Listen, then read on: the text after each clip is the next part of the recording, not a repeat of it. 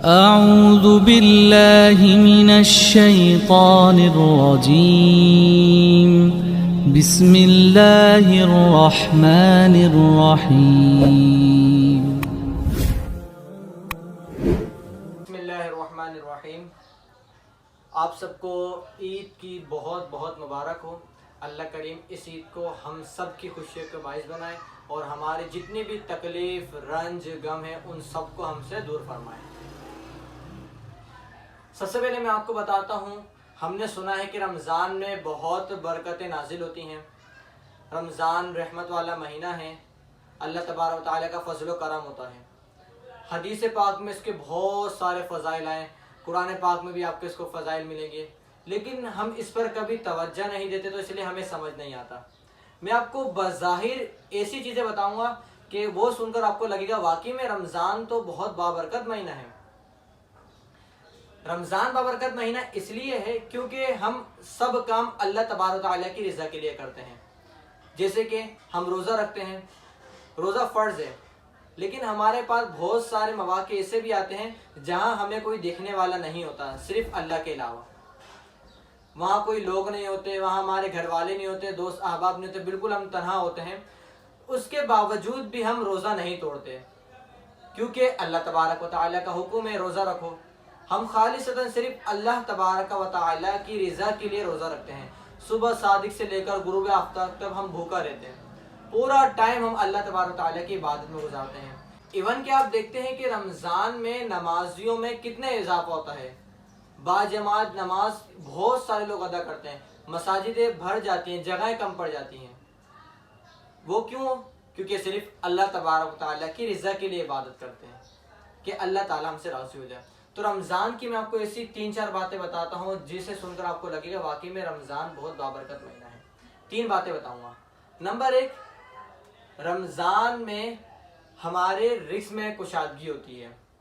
अब आप बोलो रिज़्क़ तो हमें रोज़ाना मिलता है, लेकिन आप देखें रमज़ान में जिस कदर हमें रिज़्क़ मिल रहा होता है, जिस कदर हम खाना पीना कर रहे होते हैं, इस तरह डेली रूटीन में हम नहीं करते। जैसे हमारी सहरी का टाइम देखें आप, सहरी में हम किस तरह एहतमाम करते हैं, अफ्तारी में किस तरह एहतमाम करते हैं, अफ्तारी के बाद खाना पीना होता है, और इसी तरह सहरी तक कुछ खाते पीते हम रहते हैं।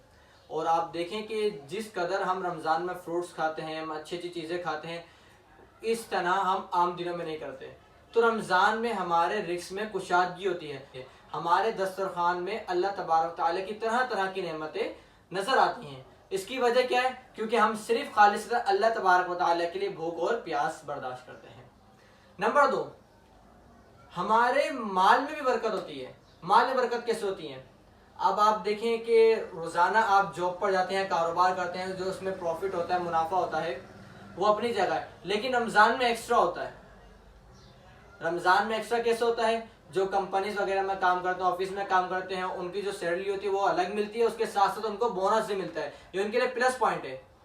अब रमज़ान के अलावा बोनस नहीं मिलता होगा दूसरी कंपनियों में, दूसरी जगह पे, लेकिन रमज़ान में खुसूसन उनको बोनस दिया जाता है। रमज़ान में उनको बोनस इसलिए भी मिलता है कि वो रमज़ान अच्छे अंदाज में गुजार सकें, खाना पीना कर सकें, अपने अफ्तारी और सहरी के तमाम कर सकें, किसी किस्म की परेशानी ना हो, रमज़ान अच्छे अंदाज में गुजरे, इसलिए उनको बोनस मिलता है। तो इस तरह माल में बरकत होती है। नंबर 3, हमारी खुशियों में भी इजाफा होता है। वो कैसे इजाफा होता है? कि ईद आ रही होती है, ईद के लिए हम शॉपिंग करते हैं, कपड़े बनाते हैं, ख़वातीन अपने लिए तैयारी करते हैं, मर्द हज़रात अपने लिए तैयारी करते हैं। मर्द और ख़वातीन पूरे साल अपने घर के लिए लगा लेते हैं, कारोबार में लगा लेते हैं, जॉब में लगा लेते हैं, ख़वातीन अपने घर को संभालने में लगी रहती हैं, लेकिन रमज़ान में वो स्पेशली ईद की तैयारी करती हैं। क्यों? एक खुशी का मौका आ रहा होता है, सब लोग क्या कहते हैं कपड़े बनवा रहे होते हैं, सब लोग शॉपिंग कर रहे होते हैं, सब लोग खुश होते हैं कि ईद आ रही है, हम खुशियाँ मनाएंगे, हम ये प्लान करते हैं, हम ये काम करेंगे, हम वो काम करेंगे, तो उनकी खुशियों में इजाफा होता है। अब ये तीनों काम रमज़ान के अलावा नहीं होते, ये रमज़ान की बरकतें हैं।